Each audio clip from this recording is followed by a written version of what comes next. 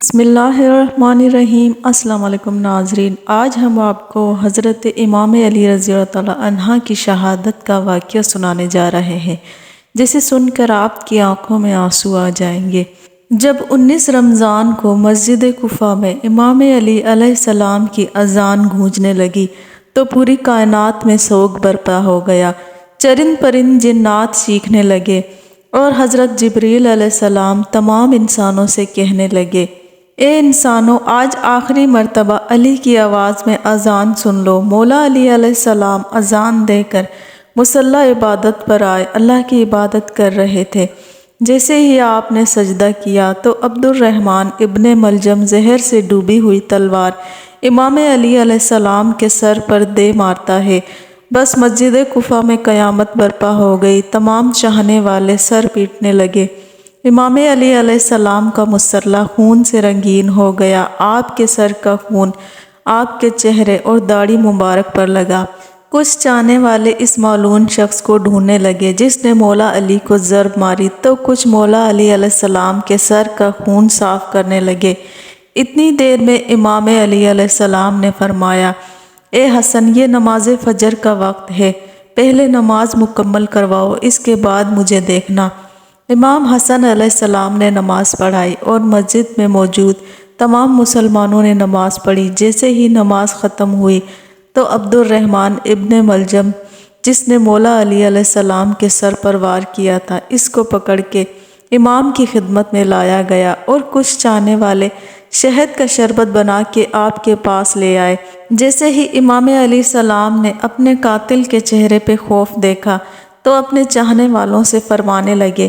کہ اس شربت کی مجھے نہیں بلکہ میرے قاتل کو ضرورت ہے، یہ شربت اسے پلا دو، اور دیکھو اس نے مجھ پہ ایک وار کیا ہے، اس پہ بھی ایک ہی وار کرنا، اور دیکھو اگر یہ زندہ بچ جائے تو اسے آزاد کر دینا، اگر یہ اس وار سے مر جائے تو اس کے جسم کے اعضاء نہ کاٹنا، کیونکہ میں نے اللہ کے رسول سے سنا ہے کہ اللہ کے نزدیک سب سے بدترین انسان وہ ہے جو مرے ہوئے انسان کے جسم کے حصے کاٹتا ہے۔ بس آپ یہ فرمانے لگے اور تمام چاہنے والے آپ کے عدل و انصاف کو دیکھ کے رونے لگے۔ پھر آپ فرمانے لگے، حسن، حسین، عباس، چلو مجھے اپنے گھر لے چلو۔ آپ اپنے بیٹوں کے سہارے سے جیسے ہی گھر کے قریب پہنچتے ہیں تو فرماتے ہیں، عباس، سب چاہنے والوں کو کہو کہ واپس اپنے گھر چلے جائیں۔ تو کسی نے عرض کیا، یا امیر المومنین، یہ سب آپ کے چاہنے والے ہیں، اس حالت میں آپ کو کیسے چھوڑ کے چلے جائیں؟ امام علی علیہ السلام نے فرمایا، کیونکہ میری ضرب کی خبر مجھ سے پہلے میرے گھر پہنچ چکی ہے اور میری بیٹیاں زور زور سے رو رہی ہیں۔ میں نہیں چاہتا کہ میری بیٹیوں کا آواز میرے چاہنے والوں کے کانوں تک پہنچے۔ تمام چاہنے والے وہیں رک گئے اور امام علی علیہ السلام گھر تشریف لاتے ہیں۔ تمام بیبیاں روتی ہیں، امام علی علیہ السلام کو دیکھ کے فریادیں بلند کرتی ہیں، اور امام علیہ السلام سب کو دلاسا دیتے ہیں کہ مجھ سے میرے بھائی اللہ کے رسول محمد صلی اللہ علیہ وسلم پہلے ہی فرما چکے تھے کہ اے علی، میری امت تجھے رمضان کے مہینے میں مسجد میں ضرب مارے گی اور تیرے سر کے خون سے تیری داڑھی سرخ ہو جائے گی۔ یہ وقت صبر کا ہے۔ آپ کو بستر پر لٹایا گیا۔ تاریخ نے لکھا، جیسے ہی طبیب نے حضرت علی علیہ السلام کو دیکھا تو وہ چیخ کے رونے لگا اور فرمانے لگا، وہ ضرب زہر میں ڈوبی ہوئی تھی اور زہر مولا علی کے پورے جسم میں پھیل چکا ہے، جتنا ہو سکے ان کو دودھ پلائیں۔ بس جیسے ہی یہ خبر کوفے کی گلیوں تک پہنچی تو کوفے کے یتیم بچے اپنے اپنے حصے کا دودھ لیے امام علی علیہ السلام کے گھر پہ آتے ہیں اور بآواز بلند کہتے ہیں، یا حسن، یہ ہمارے حصے کا دودھ ہمارے مولا کو پلائیں، ہم ایک مرتبہ یتیم ہو چکے ہیں، دوسری مرتبہ یتیم نہیں ہونا چاہتے۔ امام علی علیہ السلام بستر شہادت پہ بھی مسلسل اللہ کا ذکر کرتے رہے۔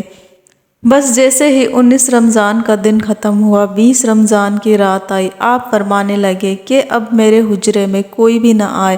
کیونکہ پوری دنیا کے جنات و فرشتے مجھ سے ملنے آ رہے ہیں۔ اور پھر جیسے ہی 20 رمضان کا سورج طلوع ہوا تو آپ امام حسن سے فرمانے لگے، اے حسن، جاؤ میرے تمام چاہنے والوں سے کہو کہ اپنے امام کا آخری دیدار کر لیں۔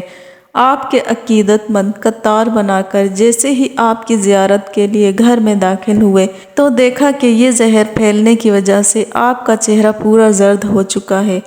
سب زارو قطار رونے لگے۔ امام علی علیہ السلام فرمانے لگے، پوچھو جو پوچھنا چاہتے ہو، کیونکہ میں علی زمین کے رستوں سے زیادہ آسمان کے رستوں کو جانتا ہوں۔ پوچھ لو، جب تم مجھے اپنی آنکھوں سے نہیں دیکھو گے تو پچھتاؤ گے کہ کاش کچھ اور پوچھ لیتے۔ کسی عقیدت مند نے سوال کیا، کسی نے جواب لیا، کوئی زیارت کرتا رہا، بس جیسے ہی عقیدت مند جانے لگے، امام علی علیہ السلام نے فرمایا، حسن میرے پورے خاندان کو میرے حجرے میں لے آؤ۔ امام علی علیہ السلام نے وصیتیں کی اور فرمایا، اب اس خاندان کا وارث میرا بڑا بیٹا حسن ہے، جو یہ کہے اسے ماننا۔ اور امام حسن سے فرمانے لگے، اے حسن، جتنا ہو سکے اپنی زبان و کردار سے محبت اور امن کا پیغام دیتے رہنا، اپنے نانا کی صلح حدیبیہ کو یاد رکھنا، کوشش کرنا کہ مسلمان کا دشمن نہ بنے اور تقوی سے دور نہ ہونا۔ اگر دنیا تمہارے قریب آئے بھی تب بھی اسے دل نہ لگانا، دنیاوی چیز نہ ملنے پر کبھی افسوس نہ کرنا، ہمیشہ حق بات کہنا، مظلوم کی مدد کرتے رہنا۔ حسن حسین، جہاں تک ہو سکے میرے اس پیغام کو ہر ایک تک پہنچانا کہ اپنے کام ذمہ داری سے کرتے رہیں، اپنے درمیان تعلقات کو اچھا بنائے رکھیں، کیونکہ میں نے تمہارے نانا حضرت محمد مصطفیٰ صلی اللہ علیہ وسلم سے سنا ہے کہ لوگوں کے بیچ میں صلح کروانا ہزاروں سالوں کے روزہ اور نماز سے بہتر ہے۔ یتیموں کے بارے میں اللہ سے ڈرتے رہنا کہ کبھی وہ بھوکے نہ رہیں، اور پڑوس میں رہنے والوں کا خیال رکھنا، کیونکہ اللہ کے رسول پڑوسیوں کے بارے میں بار بار اتنی نصیحت کرتے کہ لوگ سمجھنے لگتے کہ شاید اللہ کے محبوب ان کو ہمارا وارث بھی بنانے والے ہیں، اور قرآن کو سمجھ لیں اور اس پر عمل کرنے میں دیر نہ کرنا، ایسا نہ ہو کہ دوسرے قرآن کو سمجھ کے تم پہ حکومت کرنے لگے۔ نماز کے بارے میں اللہ سے ڈرتے رہنا، کیونکہ وہ تمہارے دین کا ستون ہے، اور اللہ کے گھر کی حفاظت کرنا، کیونکہ وہ تمہاری پہچان ہے۔ اللہ سے ڈرو اور اپنی جان و مال زبان کے بارے میں نہ کسی کا مال غصب کرو، نہ کسی کو ہاتھوں اور زبان سے تکلیف دو، ایک دوسرے سے جڑ کے جینا، ورنہ تم پہ لوگ مسلط ہو جائیں گے۔ اگر تم فریاد بھی کرو گے تب بھی تمہاری آواز سننے والا کوئی نہ رہے گا، اور سارے عبد المطلب کے بیٹوں کو خبردار کر دو کہ اگر اس ضرب سے میری شہادت ہو جائے تو میرے قاتل کو بھی صرف ایک ہی ضرب مارنا، اگر وہ بچ جائے تو اسے آزاد کر دینا، اگر وہ مر جائے تو اس کے جسم کی بے حرمتی نہ کرنا، اس کے جسم کے اعضاء نہ کاٹنا، کیونکہ میں نے اللہ کے رسول سے سنا ہے کہ زمین کا بدترین عمل یہ ہے کہ کسی مرے ہوئے کے اعضاء جسم کاٹے جائیں،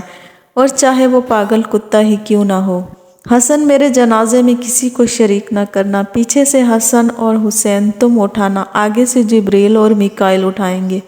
اور اس کو ایک اونٹنی پر رکھ دینا، جہاں وہ اونٹنی رکے گی وہاں میری قبر بنی ہوئی ہوگی، اور میری قبر کا کسی انسان کو نہ بتانا، کیونکہ اللہ کے دین کے دشمن یہ چاہیں گے کہ میری قبر کھود کے میرے جسم کی بے حرمتی کریں۔ پھر آپ حضرت عباس کو دیکھ کر فرمانے لگے، اے عباس، تم کو میں نے کربلا کے لیے اللہ سے مانگا ہے، آج سے حسین تمہارا آقا ہے، ان کے غلام بن کے جینا۔ پھر امام حسین کو دیکھا اور رو کے فرمانے لگے، اے حسین، تیری شہادت کی خبر تیرے نانا نے تیری آمد کے وقت ہی سنا دی تھی، تجھے 3 دن کا بھوکا پیاسا کر کے کربلا کے میدان میں شہید کیا جائے گا، تیرے بچوں کو ساتھیوں کو بے دردی سے مارا جائے گا۔ حسین، تیری شہادت کے بعد میری بیٹیوں کو، تیری بہنوں کو رسیوں میں قید کر کے اس کوفہ و شام میں پھرایا جائے گا۔ حسین، اللہ کے دین کے لیے صبر کرنا، اور جب وقت آخر آئے تو اپنی بہنوں اور بیٹیوں سے نصیحت کرنا